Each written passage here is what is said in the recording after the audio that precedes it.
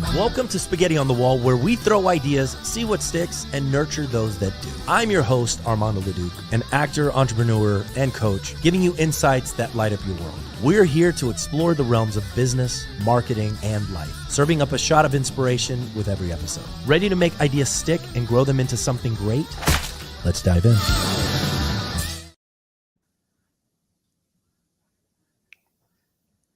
Hi, Shanté. How are you today? I'm good. How are you? Good. This is Megan Shea. I work with Leduc Entertainment, and today I'm asking everyone to join us on Partnerships for Profit as we sit down with Shanté Micah, co-founder of Good News and author of P4P. With 20 years in media and visibility strategy, Shanté helps brilliant but overlooked experts get quoted, cited, and featured everywhere.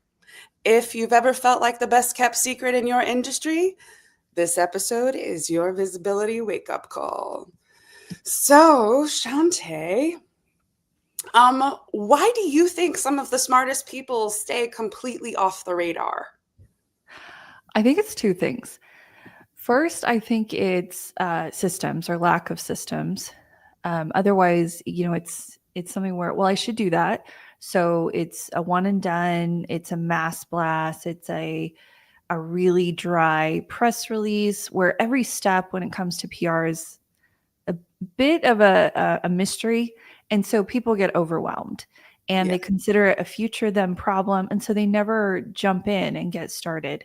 And they don't ever build that system or that pipeline. Mm-hmm. And really the future of PR, of marketing is PR, is what we're hearing. But two, I think the second thing is important, and it's not everyone, but a large majority of really brilliant people that I work with, they have to reconcile their hangups with being seen. Being out there, being perceived. And it's interesting. It's so nuanced. I've been in this space for 20 years and I still feel it for myself. When I'm doing this work for myself, it was a totally different game than when I was doing it for everyone else. Oh, absolutely. I mean, and the being seen thing, I know for me and other performer friends of mine, anytime they go through something personal, it's like people want to withdraw a little bit. They want to go into their hole or anytime they're met with challenges or anything, is that people kind of, they want to withdraw, but that's the exact moment that I feel like we need to be open and seen and vulnerable, Yeah, I think so. I mean, you're in performance. I think you have to reconcile, probably a long time ago, the simplest thing of just hearing your voice. Oh, yeah. Most people will say, I don't like the sound of my own voice. It's because it sounds different in your head than when you hear it on a recording. But through repetition, I don't know if you ever fall in love with your own voice, but you get used to it and it's a non-issue. And it's the same with other things. It's like you're performing, but when you move past that, when you're in the moment and it's not performative, that's when the real magic happens. And if you can get there and start to bank a few of those positive deposits, that's brilliant people getting past those hangups. And so I think a little bit of nervous energy is okay. I mean, I'm sure that you feel that every time. In the performance world, if we're going on stage together and you're not nervous, I don't trust you. Right. It never goes away. So I think we have to normalize that. But those are the two things I would say: having a system so that you can build that pipeline, and then being okay with being perceived. Yeah, I love that. So what would you suggest be the first move for someone that someone should make if they want to be seen as a thought leader? Yeah, I will always say that brilliance needs a translator. So you're going to be that translator. If you want to be seen as a leader, as a thought leader, you have to show up like one. So that means through stories and perspectives, through credibility markers. It means not necessarily being louder than anyone, because we've seen that. And being loud doesn't necessarily mean being credible. Yeah. And it's pretty hot burn. So you want something that stands the test of time. It's also being understood by the right people. Yeah. In the right rooms. There's usually a cadence, so right times for those things. Mm-hmm. And then demonstrating, this is probably the biggest one, that you get it. Right. And what I mean by that is that you get it, you get the audience, you get what their pain points are on whatever topic we're talking about. Because if you can demonstrate that you get it, people like you who have shows and audiences, the thing you think about the most is your audience. You are a caretaker of your audience. Yeah. So if you meet You were there to serve, like you are providing a service. You are storytelling for the betterment, in that situation. Like, Yeah. and my favorite thing to share with people is, when we get stuck in our head or anything like that, it's not about you. It's not about you. It has nothing to do with you. Like, this is about serving other people, and being brilliant is hard because your brain is going, a million different directions at once. But at the end of the day, really, it's not about you. It's about your service that you're providing, Yeah. Far few people are actually thinking about you, even if you're on center stage. Yeah. Yeah. But if you can demonstrate that you understand them, you understand perspectives, you're serving up solutions, you're worth following, that is what makes a thought leader. And the people that we're working with, journalists, editors, producers, hosts, we're borrowing their audience. So in everything that we do, we should be demonstrating that we're going to also be a caretaker Mhm. and considerate of that audience. And that's usually the winning strategy. I love that. So, what platforms or channels do you think are most effective for initial thought leadership content? Podcasts, I mean, Okay. lives. Yeah. Yeah. So Don Priestley, he I think just a couple months ago, he did a sit down with the show Diary of a CEO. It's a big show. Mhm. And he talked about, and this was in the aftermath of the election, he talked about podcasts as being the one place where your audience they don't have the attention span of a goldfish. They will actually tune in and they will listen for 20 minutes, sometimes up to 3 hours. And that is where I think if most people started looking at podcasts as that new media, Mhm. I think anyone could jump in there. Whether you're a CEO of a $1 billion brand, you're a startup, you're a nonprofit, you're a social impact, you're a founder, whatever it is. Podcasts are a great channel. And all that content that comes out of like having just a really good conversation can live on forever. Yeah. Oh, I mean, I can't say I disagree here. I mean, I'm working in podcasting now. But I will say, if you start with podcasts, I would then layer in industry publications. I would layer in local, if that made sense for you. I would layer in digital publications, contributing authorships. I would leverage all of these things for top national media. There's other speaking platforms, expert panels. We're also seeing that media is changing where it's becoming more and more privatized. If you're seeing what's happening with media in big publications, they're laying off more and more journalists. And yet those journalists that remain, they have more pressure to write more stories. And so they need your pitches. They need quality sources. But we're also seeing Substacks and newsletters becoming a form of privatized, very niche specific media that I wouldn't shy away from that either. Yeah. Yeah. No, it's really good. That's really good advice, actually.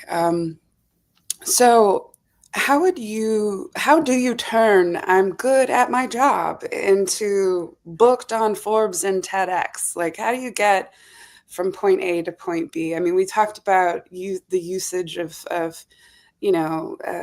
podcast platforms and stuff like that, but what are some examples of how someone can identify their unique insights and take it from "I'm good at my job" to booked on Forbes, Yes. I mean, it is a path and it is something that you want to be mindful of. And there's markers.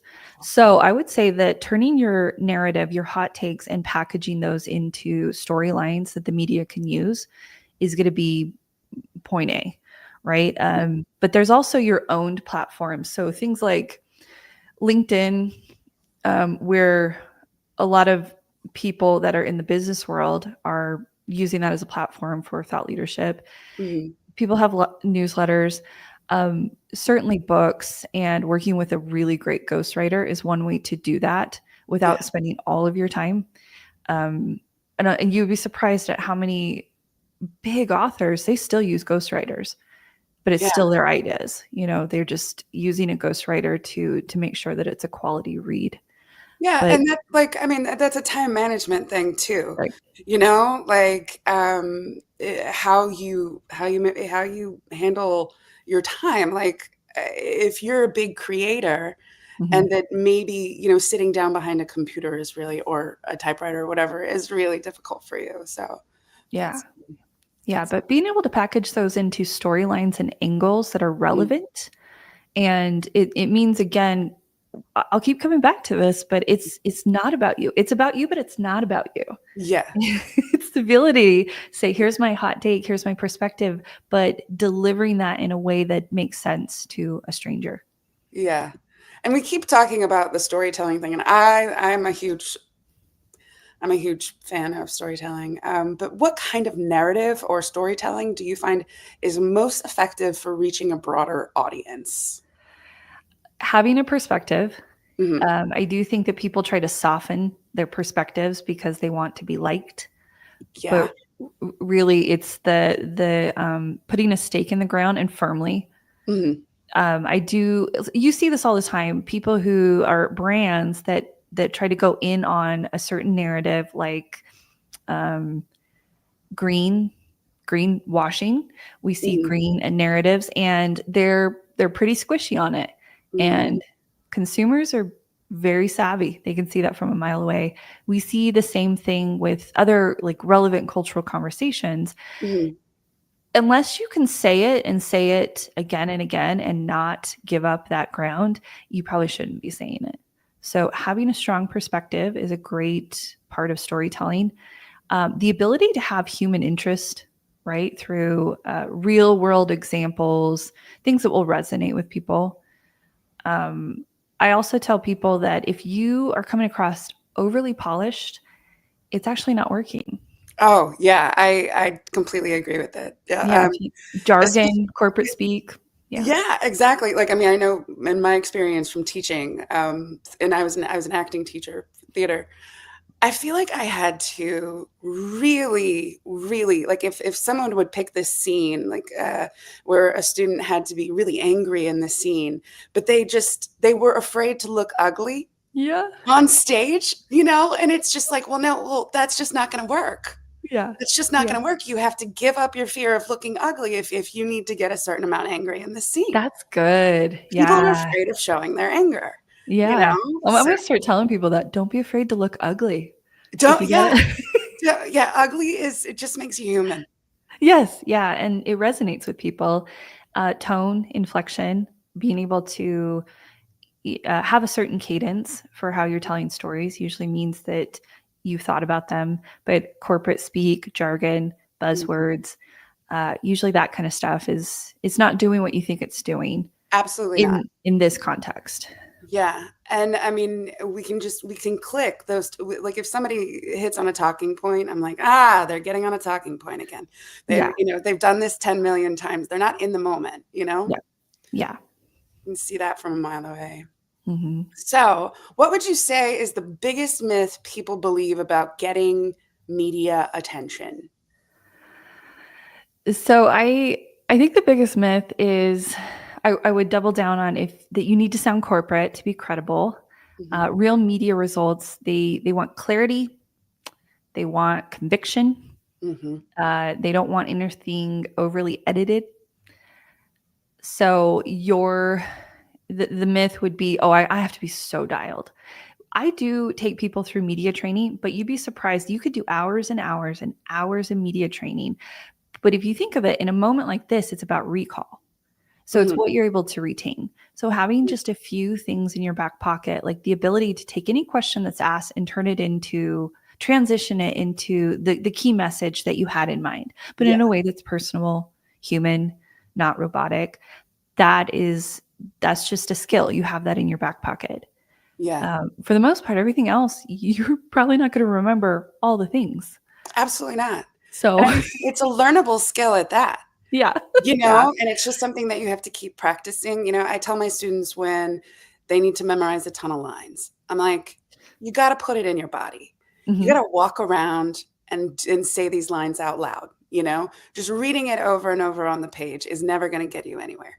You Yep. need to put it in your body. Once it's in your body, it's immediately recallable and usable. Yeah. And that happens over time, and you have to show yourself grace until you get there, you know? Yeah, and I mean, I'm sure you've walked people through exercise where you're like, "Your shoulders, you need to Let go, loosen let your go. shoulders. Your Yeah. hands keep I can creeping see up," the or tension in your jaw from a mile yeah, away. yeah, and it reads on Yeah. camera and in those interactions. So there are some, physicalities of being able to move, Mhm, not be distracting, but just be, yeah, in the moment. And mhm. then the rest of it, there are repetitions as you get used to this. I had a life before PR that was in broadcast, and we just had to listen to ourselves over and over Oh, and over again. And it was yeah. painful until it was just not, it just meh, okay.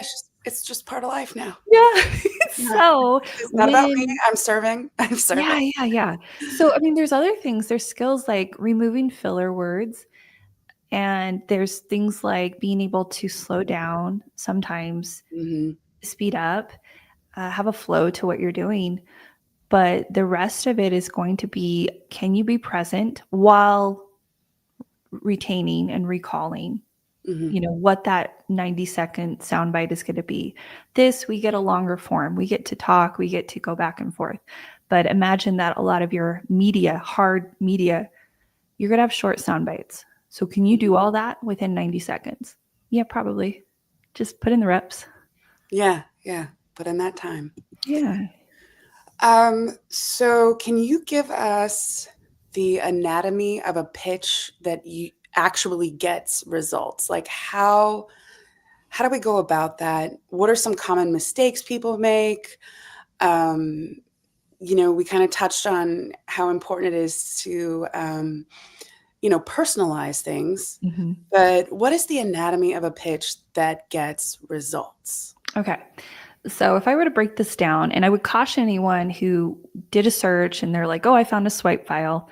Mhm, There are some best practices, but for the most part, those swipe files are going to get you a pretty dull, pretty templatized, and it's going to not read well.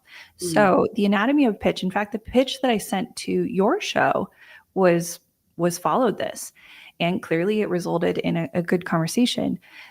Most or all pitches should fall under 200 words. You have mhm, no reason to be more verbose, especially in that first interaction. The right. entire point of a pitch is to make a stranger care. So remember that.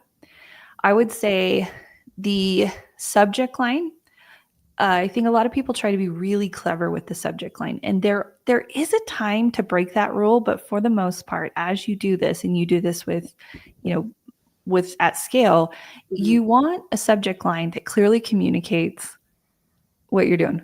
Like you're infiltrating someone's inbox, you're coming in cold, more mhm, than likely. yeah, So my go-to, and I think the one I even sent your production house, was quick intro, quick idea for name the show, name the publication. So it mhm, was personalized enough, but you knew at a glance, okay, that's what it is. yeah, The first sentence, maybe two, but keep them short, should be, again, I have a quick idea for your audience at this show. And I like to do a pattern interrupt there where it does very much say that I am human. So I mhm, will call it out something like, I am creeping into your inbox, hopefully with value, like yeah, that's a pattern interrupt to me where it's yeah, it's I'm not sending this to everyone. I'm not trying to be overly corporate. The next paragraph, and I say keep this to 2 sentences max, will be your intro. It mhm, has to be pithy, it has to be powerful. Hi, my name is Shanté, author of P4P, a couple credibility markers. This is what I do. mhm, And then you get into this is what I know about your audience, and be specific. Demonstrate that you did that research on the show, on past episodes, on the host, on their audience, and then demonstrate that. And that's going to be short, but you're going to be able to say, I know your audience cares about this, this, and this. What they may not know is this. And that, of course, is going to be tied to the subject in which the idea that you're dropping in there. So then the next paragraph, which again, it's probably just a sentence or two, is here's the idea. And I like to bullet point those 3 bullet points max. Yeah. And then you wrap that up.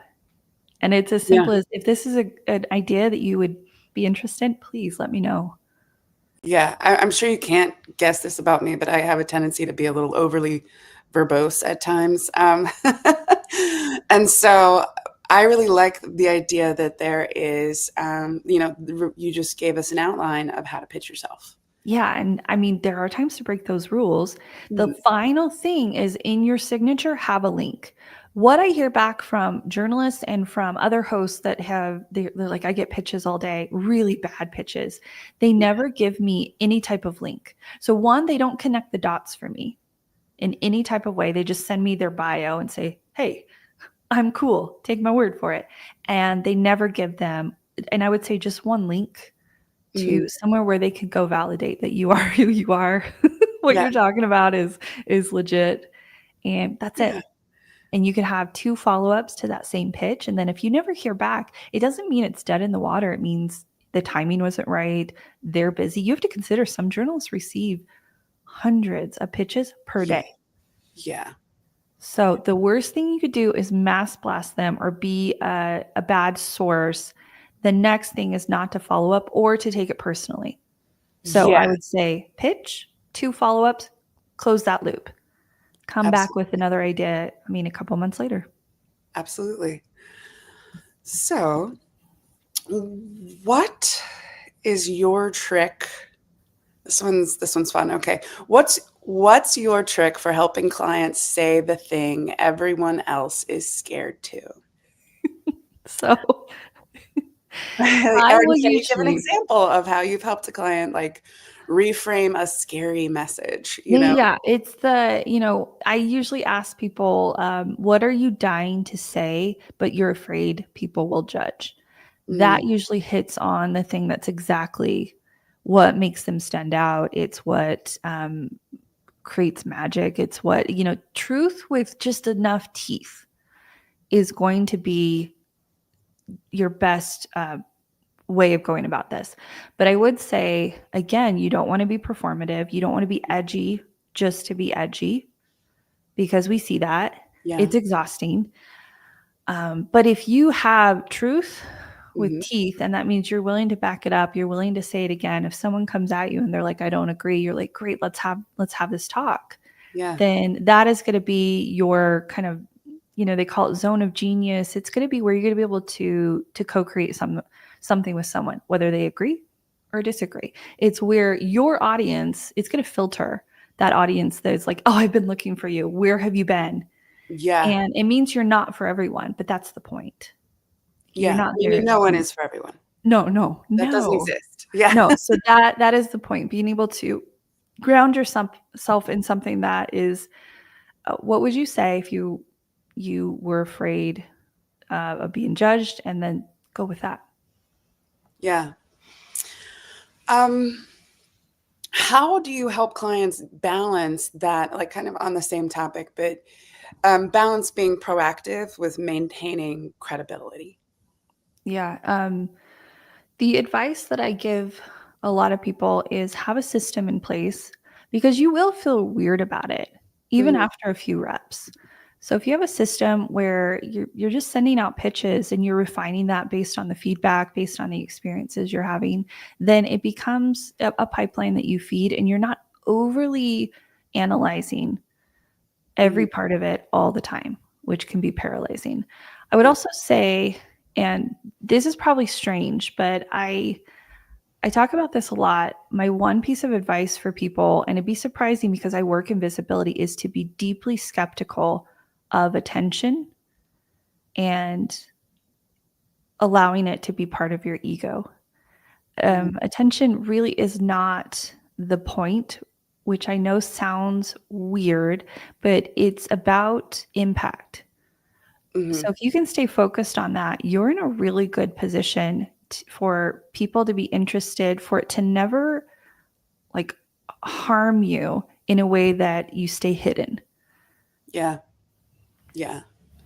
That reminds me, like, I mean, and my big area, I will always keep going back to the theater because that's my thing. But right before I go on stage, or this is what I tell my students right before they go on stage, when you're in your head and you're afraid, oh, I'm gonna lose my line, it's about me, I'm gonna fail, I'm gonna fall on stage. I like to remind them, what are you doing? What are you doing? Only think about your doing. I enter and I do. Mm-hmm. What's your action? How are you serving? Yeah. And just that's the only thing you have to think about. I Mm-hmm. I enter and I do. What am I doing in this exact moment? Yeah. So, what's one transformation story that still gives you chills? There's a lot. I would say the one that really stood out to me was a more recent one. So I was working with a brand. They were a big company, and it was during as the pandemic hit, which is really interesting because big corporations, I think it was an unprecedented first, right? No matter what you'd seen in PR or crisis management, you'd never had seen that. Yeah. So a lot of big brands, they were either moving really, really slow, which was a problem, or this particular brand moved fast because one particular executive who was brilliant and he was known within that company, but outside of that, he wasn't really known. And I had known him for a very long time. So I knew that he had a personal vision where he was going to save everything. He was going to save all the creatures, he was going to save all the people, he was going to save the rainforest, and he really cared about it. He put a lot of his own personal time and money into social impact. So during COVID, when nobody really knew what was going to be happening, there was no map of how to go about this. He moved fast and he moved decisively. And I saw him just emerge. He was like, nope, we're going work from home before anyone else realized that that was what we were going to do. And not only that, we're going to set people up with stipends so that they can have a comfortable working environment. He announced that company was going to stay work from home before Twitter did. And I think Twitter was one of the first big companies to say, this is what we're doing for the foreseeable future, forever. I think he did that. And then he started talking about things like mental health. He started talking about he started immersing himself in relevant cultural conversations. And that was interesting. He'd had so much success up to that point, but you could see him come alive when it came to the people part of this business. And it took a pandemic for him to know, okay, this is my platform. And I think that ability, when everyone was really scared, like if you remember back to that moment where no one knew anything other than people were dying, that like it was full of tension, and he just emerged as this person that was, we're going to take care of our people. We'll worry about supply chain, but like we're going to take care of our people. We're going to take care of the front lines. They started dedicating full runs in their manufacturing facility to produce hand sanitizer. Like they converted systems to just produce hand sanitizer and just ship that for free to hospitals and schools and firehouses and all sorts of frontline workers. And he just every day he was like, I want to do this next thing, and then he did it. Yeah. So the storytelling was really easy because he was on fire. Yeah, I think, and I mean, the trick is, I guess, finding that fire. Yeah. And there are different things every day. We have no idea where it's going to come from or what's going to ignite a flame within us, on certain things. And I think that's what makes life exciting. Yeah. So that's a beautiful story. So how do you help clients stand out without playing the algorithm game? Yeah, the algorithm's really interesting right now. Hmm. Um, if you follow people like Rand Fishkin, and he was the founder of Moz, which is, domain authority, SEO, ranking in Google, and now he owns SparkToro. He said, yeah, the lack of attribution now, and this thing called dark social, where people are sharing more in text threads, Slack channels, um, ways that can't be attributed. So the algorithm anymore, it's not doing the thing that we thought it was going Yeah. to do. Yeah. So we focus on earned attention over constant content. Hmm. And what that means is a single media feature, it can do more than, 30 days of Instagram posts because of the validation, the third party credibility, the ability to share things. So this show in particular, like this can be divided into, 30, 60, 100 different Hmm. snippets. And those can live on for years and years to come. And every time you shared it, majority of your audience would be like, that's new to me. When did you do that? Yeah. And that's the engineered omnipresence we talk about. It doesn't rely on the algorithm. It relies on creating content through this channel, third party validation. And with that, you're building a lot of trust, a lot of stealth, like allegiance. You don't rely on Google equity. But the interesting part is when it comes to media, when it comes to earned media, it actually ranks better than any of your content Hmm. when it comes to SEO and domain authority. There's just a richness to that. So Google search is prioritizing it over any other type of content. So, which is another reason to go for it. But the great thing is, you're not putting all your eggs in one basket either way. Yeah. No, I think that there's some really good ideas to really cut through the noise, Yeah. of that algorithm craziness, and even the word and the idea in and of itself just seems so out there, like only a few people are allowed to understand how it works, and so I just find it very fascinating that there are ways around that. Yeah. And it can change at any point. And if you Yeah. have your entire strategy based on one part of an algorithm you don't own, but even with earned media, like right now, I get to borrow your audience. Like you're Mm. sharing me. And so I'm borrowing this time with them. And what will probably happen from this is a borrowed audience will become, a portion of it will become an owned audience, because naturally those who are wondering, what is Shanté talking about? What does she mean by a system? Yeah. Does she build systems? They're going to find me. And so Mhm. it's a way to share audiences and turning them into your own audience, who are part of your emails, who are part of your newsletters. Again, you're not relying on an algorithm to make all that happen. Yeah. Yeah. So, could you now tell me a little bit about your book and what's one power play from the book someone could use today? So the whole book came about because, so when I retired, quote unquote, from my last role, I'd been in the PR game for a long time. And I thought after, honestly, a pandemic and a lot of the other things that happened in the last few years, I'd seen it all. I'm like, Yeah. okay, that's a good close to that chapter. And I thought I was going to move more into leadership development, because that's probably, something that like sparks my interest, is developing leaders and teams. But I kept getting calls from friends and family and former colleagues and other brands, and they were like, there's just this mystique to PR. We don't understand it. It seems elusive, and it is. And so I kept thinking, if I were to sit down with my friends and family, people I really cared about, what would I tell them? What frameworks would I share with them?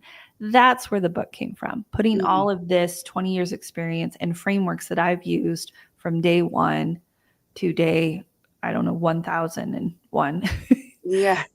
putting that into a book Mhm. and giving it to the world for a price that anyone could have access to. So the book is my framework of 20 years of how to do this. If you're not a PR pro, if you are a PR pro, and how to build this visibility system for yourself starting today. Of course, you have to DIY it. And that means you have to have bandwidth, you have to have time bandwidth. But all of it was to open it up, to make it, to remove that veil. The power play that I would suggest people start doing today is creating a pitch bank. And that would be specifically story angles that had relevance. You might think a pitch bank is like, oh, my story about my product, about my service, about me. No, it's about what is happening in the world that you would have a good take on. What's the story angle that a journalist would care about? Relevant cultural conversations, seasonality, trends. Some of those will tie back to your product. Most of them won't, but that's okay. The point is that you participate in ways that would be relevant to you and be impactful to the audience, and you'd be a good resource to a journalist. Yeah. All right. Thank you. What is one, and this is my big final question that, I like to end with, but what's the one belief someone needs to shed if they want to be seen? Yeah. We've kind of said this, but visibility, I think that the idea that you need to shed is that visibility is about ego. It's about, I just want to be seen because I want to be famous. And there are certain people that they are meant to be famous. They are meant to, that is part of their mission in life. But for a lot of us, that is not. So we have been told in ways, whether we were kids growing up in this, but, trying to be seen is bad. Shouldn't do that. Right. So we have thought that visibility was part of the ego, but it's not. It is impact. Yeah. And if you know that your work is going to change lives, if you know that you're going to do something in the world that's going to make it even just a little bit better, then your story deserves to be told. So hiding in that regard helps no one. So being seen, it's an interesting thing. We all have our own journey with it, but I would say that almost everyone that I've ever met, they had something that was worth the airtime. Yeah. If they could just get the story angles right, if they could get that cadence, that system in place, then they were absolutely a fit. Well, thank you so much. I liked that we started with being seen, came back around to being seen. Full circle. Full circle. And seen. And seen. Yes, exactly. Well, thank you so much, Shanté. Yeah. And thank you all for joining us on Partnerships for Profit. Shanté Micah is a powerhouse in the world of personal branding, media strategy, and thought leadership development. With 2 decades of experience in PR, visibility, and brand strategy, she's helped hundreds of brilliant minds go from industry's best kept secret to everywhere all at once. As the co-founder of Good News, she works with founders, executives, and subject matter experts to turn credibility into features, podcasts, speaking gigs, and viral moments. Thank you again. Thanks, Megan.